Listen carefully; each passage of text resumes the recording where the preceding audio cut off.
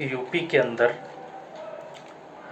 एक ड्राफ्ट पेश किया गया है पॉपुलेशन कंट्रोल को लेकर के। देखिए, पॉपुलेशन कंट्रोल का मसला कोई नया नहीं है, बहुत सारी कंट्रीज़ कर चुकी हैं, जैसे चाइना है, रशिया है और वेस्टर्न कंट्रीज़ में बहुत सारी कंट्रीज़ हैं जिन्होंने इस पर किया है काम।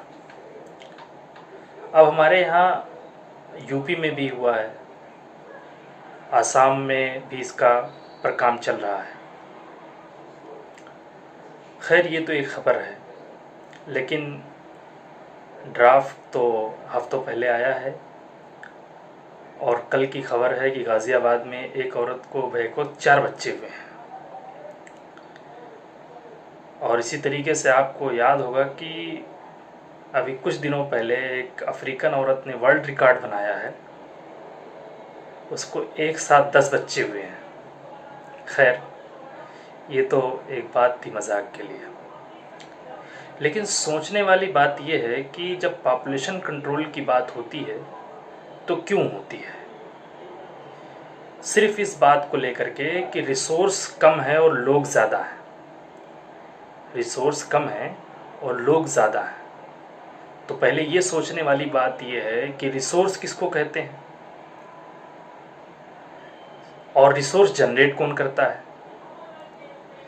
तो इसका जवाब आप सीधा सीधा है कि दुनिया में, पूरी दुनिया के, चाहे उसमें पढ़े लिखे लोग हों, अनपढ़ हों, कोई भी हो, आज तक सारी रिसर्च और सारा सब कुछ इसी नतीजे पे, जितने दानिश्वर हैं, जितने बुद्धिजीवी हैं, सब लोग इसी नतीजे पर पहुँचे हैं कि भाई सबसे बड़ा रिसोर्स जो है वो ह्यूमन रिसोर्स है।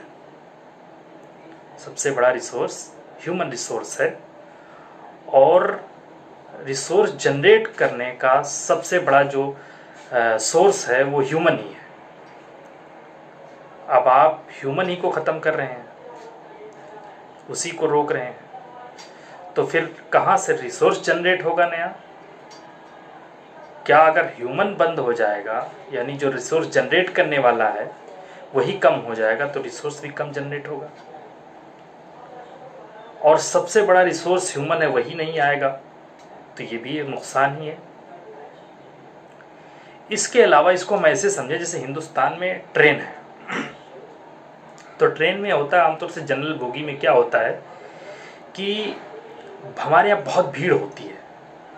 तो जब आमतौर से जब भीड़ होती है और ट्रेन किसी स्टेशन पर रुकती है, तो 2-4 लोग जब चढ़ने की कोशिश करते हैं तो अंदर वाले कहते हैं नहीं नहीं, बड़ी भीड़ है, मत आइए अंदर, आप नहीं घुसेंगे, ये आप नहीं घुसना चाहिए, बहुत भीड़ है, आप नहीं घुस सकते। लेकिन वो किसी तरीके से करके अगर घुस गए 2-4 लोग, तो क्या होता है कि अगले स्टेशन पर वो भी जो दूसरे घुसने वाले उनको कहते हैं आप ना घुसिए। मतलब कि आप जिस प्रोसेस से आए हैं आप उसी प्रोसेस से दूसरों को मना कर रहे हैं। सेम आबादी कंट्रोल का मामला यही है, आप उसी से होकर के आए हैं और आप उसी को मना कर रहे हैं।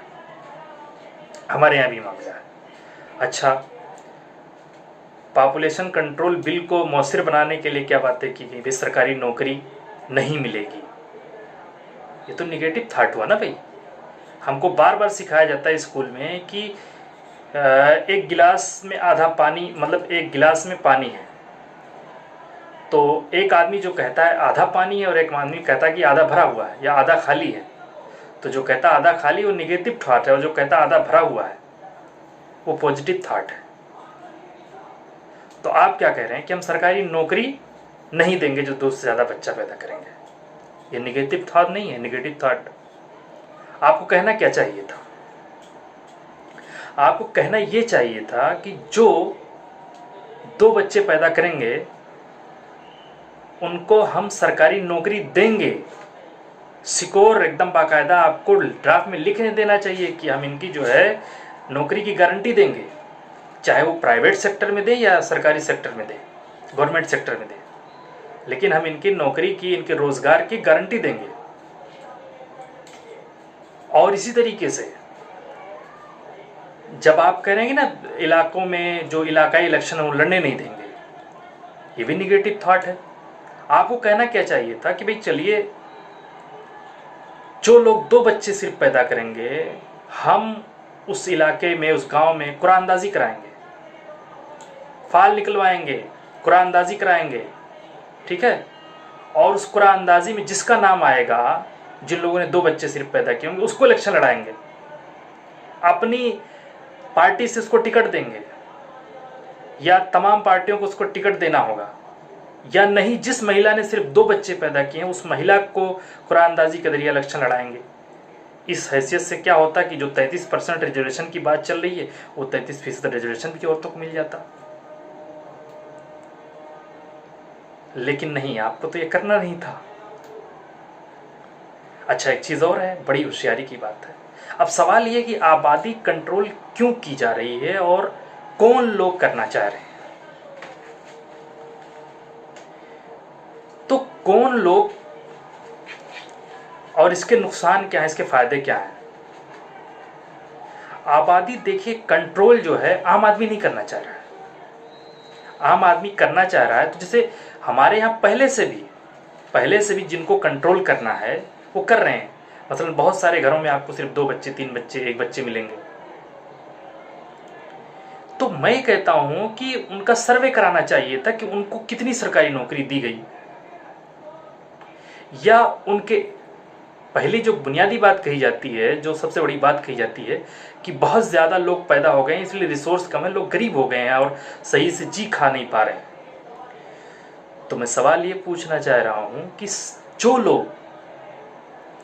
जो लोग खुद से ये पॉलिसी अडॉप्ट कर रखे हैं, यानी 2 बच्चों की, 1 बच्चों की, 3 बच्चों की, उनके घर में कितनी खुशहाली आई, इस पर एक सर्वे होना चाहिए था पहले, फिर उसके बाद ये पॉलिसी लाई जानी चाहिए थी। क्योंकि हमारे देश में तकरीबन 50-60% लोगों ने खुद से ये पॉलिसी अडॉप्ट कर रखी है ऑलरेडी। चलिए, कानून की ज़रूरत थी आपको, हालांकि जो जरा सा भी लीगल उसका मामला है कि जो है, जो जरा सा भी लीगल पॉइंट जानता है, पॉइंट ऑफ व्यू से सोचता है, वो जानता है कि जो है इस तरह के सिविल मामलों में जल्दी लॉ नहीं लाए जाते, कानून नहीं लाए जाते जब तक बहुत ज़्यादा ज़रूरत नहीं होती।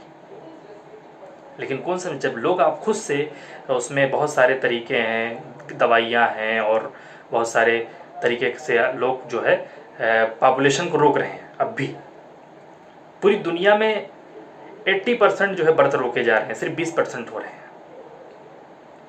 खैर, हम अब आते हैं चीन पर। चीन ने पॉपुलेशन, आपका पड़ोसी मुल्क है, चीन ने पॉपुलेशन कंट्रोल किया। 1979 में उसकी पॉलिसी आई थी कि 1 बच्चे से ज़्यादा जो पैदा करेगा, वो भी ऐसे लगाया था कि उसको ये नहीं मिलेगा, उसको ये बेनिफिट नहीं, अस्पताल में वो फ़ायदा नहीं मिलेगा, ये सारी चीज़ें।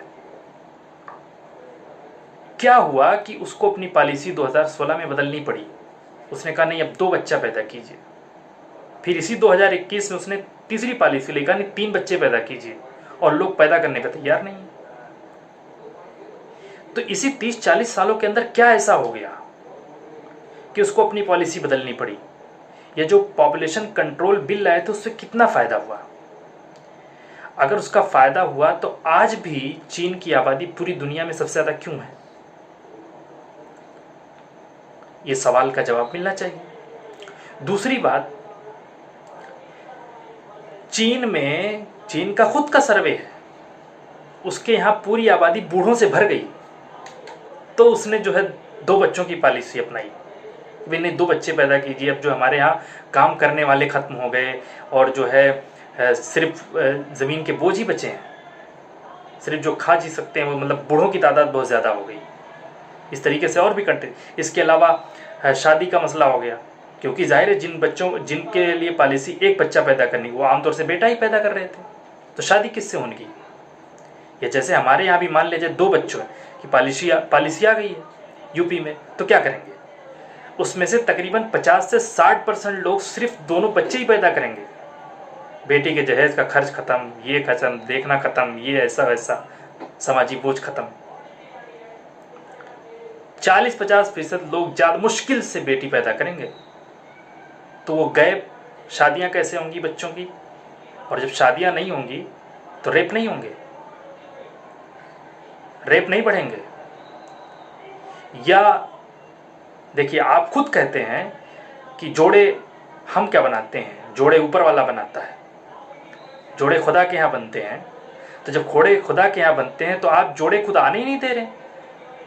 अगर आपके घर में 2 बेटे 2 बेटियां आनी हैं या 1 बेटा 3 बेटियां आनी हैं, तो आप जो है अपने हिसाब से 2 बेटे सिर्फ ला रहे हैं या सिर्फ 1 बेटी 1 बेटा ला रहे हैं, तो जोड़े किस तरह से बनेंगे?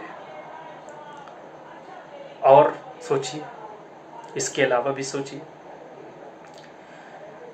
आपका प्रदेश उत्तर प्रदेश इस वक्त 70%, तकरीबन 60% युवाओं का है।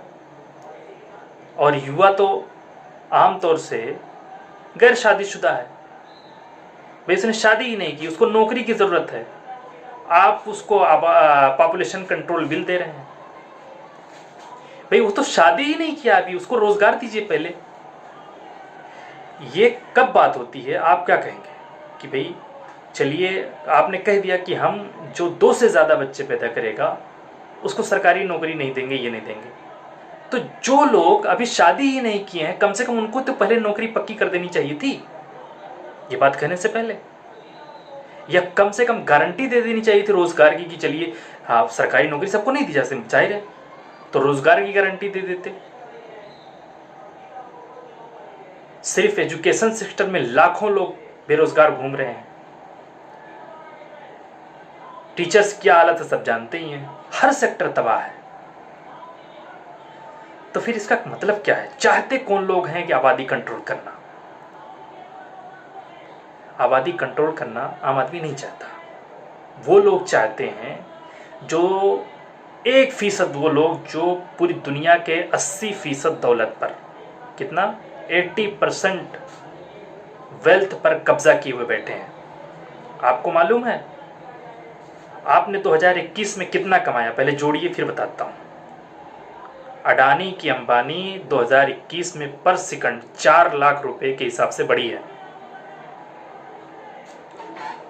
अब वो क्या चाहेंगे कि कोई बच्चे पैदा हों और वो उनकी दौलत में से बंटवारा करें। जब आप दुनिया में जो दौलत है, जो मौजूद है या जो जनरेट की जाएगी, उसी में से हर इंसान पैदा होने वाला वो अपना हिस्सा लेता है या नहीं लेता है? तो जो लोग और दौलत इकट्ठा करनी और दौलत इकट्ठा करनी और माल इकट्ठा करने के ख्वाहिशमंद हैं, वो क्या कभी चाहेंगे कि कोई हमारी दौलत जो है आकर के बंटवारा कर ले, उसमें हिस्सा लगा ले? ऐसे लोग चाहते हैं कि पॉपुलेशन कंट्रोल, क्योंकि उनको तो सरकारी नौकरी लेनी नहीं है, उनका बिजनेस है, उनको इलेक्शन लड़ना नहीं है। आपका नुकसान है ना। जो 1% हैं जो बिजनेसमैन है बड़े बड़े दुनिया के, जिनके पास 80% अंबानी है, अडानी है, या बिल गेट्स हैं, एलन मास्क हैं, जितने भी लोग हैं, क्या इनको सरकारी नौकरी लेनी है? इनके बच्चों को लेनी है या इनको इलेक्शन लड़ना है? ये तो तुम्हारे पीएम और सीएम को अपनी जेब में रखते हैं। आपको लड़ना, आपको लेना है। आपका इससे क्या फायदा हो जाना है सिवाय इसके कि आपके नुकसान के? आपका नुकसान क्या होगा?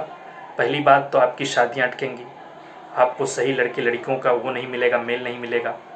दूसरी चीज़ ये है कि पहले से हमारे यहाँ तकरीबन 100 सवा 100 1000 लड़कों पर 100 सवा 100 लड़कियाँ कम हैं, और जब इस तरीके से नाफिज होगा तो और कम होंगे। इसका नतीजा कौन भुगतेगा? अगर नहीं सोच सकते तो सोचिए कि आबादी कंट्रोल से फ़ायदा किसका है। अगर नौकरी ही देनी है तो इस तरह क्यों नहीं करते कि जो लोग 2 बच्चे सिर्फ पैदा करेंगे उनको उनकी नौकरी गारंटी दें? सोचिए, ज़रूर सोचिए। ये दौलत का खेल नहीं है, ये बड़े लोगों का खेल नहीं है। तो क्या है इसमें? आपका क्या फ़ायदा है और आपका क्या नुकसान है? सोचिएगा ज़रूर।